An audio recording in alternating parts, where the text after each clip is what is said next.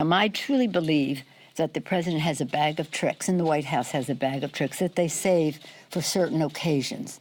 They don't necessarily apply to the occasion, but they're a distraction, which is his master of distraction. We will all agree on that. That's something he does well, to distract from problems that he has. He tries to change the subject. And while he tried to say it's because I said cover up, we've been saying cover up for a while. And our 9 o'clock meeting was a meeting we have anyway, so it had nothing to do with him. But I think what really got to him was these court cases and the fact that the House Democratic Caucus is not on a path to impeachment, and that's where he wants us to be. And when he saw that that was not happening, that, again, with the cover-up, which he understands is true, just struck a chord. So it was really sad because, as I said to some of you yesterday, Thomas Jefferson, one of our third president, had the first infrastructure initiative. He tasked Gallatin, who was his Secretary of the Treasury, and I said that to the Secretary of the Treasury yesterday after the president left the room, that he tasked his Secretary of the Treasury to put together a big infrastructure plan to follow the Lewis and Clark expedition, the Louisiana Purchase, to build into the infrastructure of America, Cumberland Road, Erie Canal, things like that. That's so important to our country in terms of commerce and mobility and the rest. And then 100 years later, Teddy Roosevelt, he initiated his infrastructure plan, which was green, the establishment of the National Park Service. Later in the century, President Eisenhower put forth the interstate highway proposal. It was very bipartisan. The leader in the Senate was Lyndon Johnson, in the House, Sam Rayburn, and the President of the United States, a Republican, President Eisenhower, working together to pass that for the good of the country. And its purpose under President Eisenhower was that it would unify America. It was a defense issue. So what we're talking about now, infrastructure, the president says I word. I thought he was talking about infrastructure, roads, bridges, mass transit. I said some of these things already. I thought we could give him the opportunity to make a historic contribution to the safety, because it's a safety measure. It's about commerce, it's about safety, it's about mobility, product to market, and the rest. It's about clean air, clean water. It's about a better future for our country, much needed, trillions of dollars in deficit in terms of low or no maintenance that we haven't afforded. It's never been partisan. We don't want it to be partisan now. But I can only think that he wasn't up to the task of figuring out the difficult choices of how to cover the cost of what the important infrastructure legislation that we had talked about 3 weeks before. But the president, again, stormed out. I think, first pound the table, walk out the door. What? Next time, have the TV cameras in there while I have my say. That didn't work for him either. And now this time, another temper tantrum. Again, I pray for the President of the United States. I wish that his family or his administration or his staff would have an intervention for the good of the country. Yes, ma'am. Madam Speaker, would you be prepared to change your rhetoric, given the political landscape, your understanding of the President's temperament? Your prayer comments almost suggest you're concerned about his well-being. I am. And the well-being of the United States of America. Would you be prepared to do something differently for the pragmatism of getting more done, to not use phrases like cover-up or to not perhaps provoke him? Would you be open to that? Well, you have bought into his excuse. That was not a reason that he did that yesterday. That was an excuse for him to do that. And with all due respect to your question, I do not intend not to honor my oath of office, nor do my colleagues in the House of Representatives, to honor our oath of office to protect and defend the Constitution, which has a system of checks and balances, separation of power in it. And again, it's a question of the American people understanding that what he is doing is an assault on the Constitution of the United States. And that's up to his family and his cabinet and his staff in the White House. This is not behavior that rises to the dignity of the office of President of the United States. But having said that, as I said, I actually ardently pray for the president, because we need, I don't know, sometimes when we're talking to him, he agrees. And then I said one time, who's in charge here? Because you agree, and then all of a sudden something changes. What goes on there?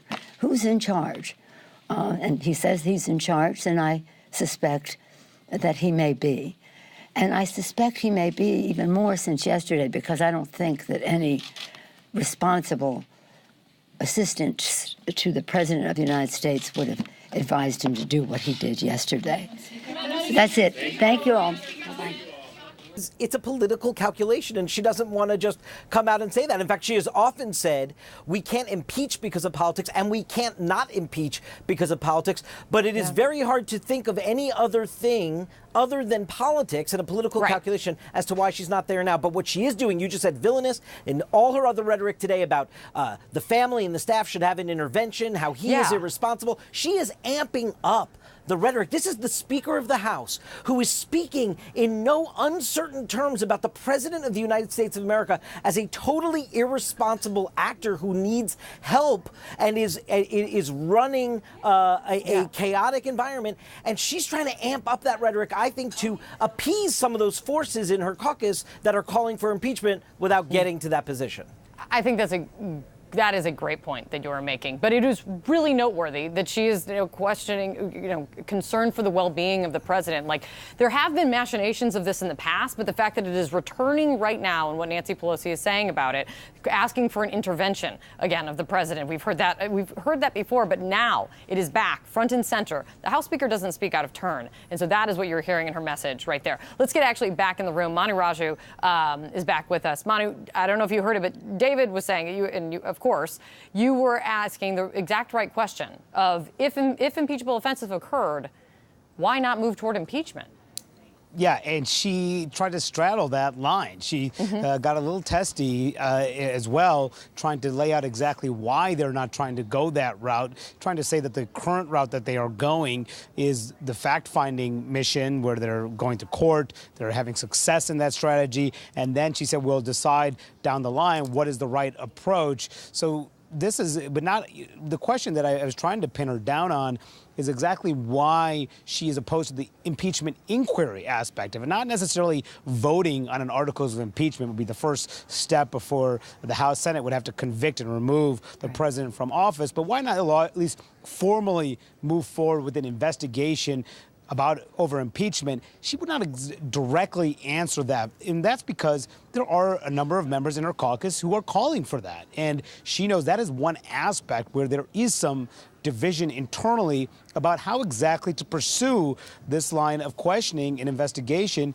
in the days ahead. And it was clear from her answer there that she is trying to straddle that, because she's saying she believes there could be impeachable offenses, but they're not going down the path to impeachment. So that raises questions about why she's saying that. And as David said earlier, it's a lot to do with politics. She knows that it's going to be very unlikely they would succeed. The Republican-controlled Senate has no interest in convicting this president, and the president could use this to his political advantage. So why not continue the investigative route where they're actually having some success and could learn some new information that could put the president on the defensive heading into 2020. That's where she wants to be. That's the argument she's making. That's why she's saying very clearly she believes the White House's strategy is to get them to impeach. The question is, can she convince her caucus that's the right way to go, Kate? I got to say, and to your point right there, if there is a good argument to be made, if you're getting success in courts, letting the branches of government, letting the judicial branch step in,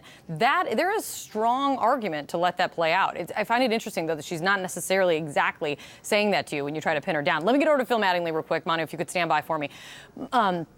Phil, you could hear throughout what the speaker was saying. I mean, she called yesterday a stunt, and what the president wanted to do was to distract from the wins in court, the Mazars ruling, and other things. I mean, she is really stepping up her criticism of the president today. There was a notable difference coming out of this meeting. Yeah, and it serves a purpose, right? And I think it all goes back to kind of how she's navigating her caucus right now, how she's navigated a week that I think for about 24, 48 hours we were talking about it. It felt like perhaps things were shifting in the direction on the broader caucus in terms of their positioning, which seemed to diverge with the speakers related to impeachment. And what she's doing now, and I think you make a really good point bringing up those court cases, because Manu was reporting on it, I was talking to sources as well. Before she came out for that press conference, she was meeting with some of her top deputies, and her key point was the 2 victories they've had in court there. What's the rationale you hear from Democrats as to why they believe they should launch an impeachment inquiry? Because they feel like they would have a better case in court. They would have a stronger case in court related to their legislative purpose for asking for a lot of these things. Well, now the Speaker is saying, look, we're winning in court, so we don't need to do that. The long game is actually working here, and we stay away from an A, politically divisive process, and B, a process the Speaker has made clear she doesn't believe has a future in the Republican-led Senate. Now, as she makes that argument, the members who are unsettled by where they are right now or perhaps want to go further certainly appreciate when she offers up the rhetorical red meat that she's been offering over the course of the last couple of days.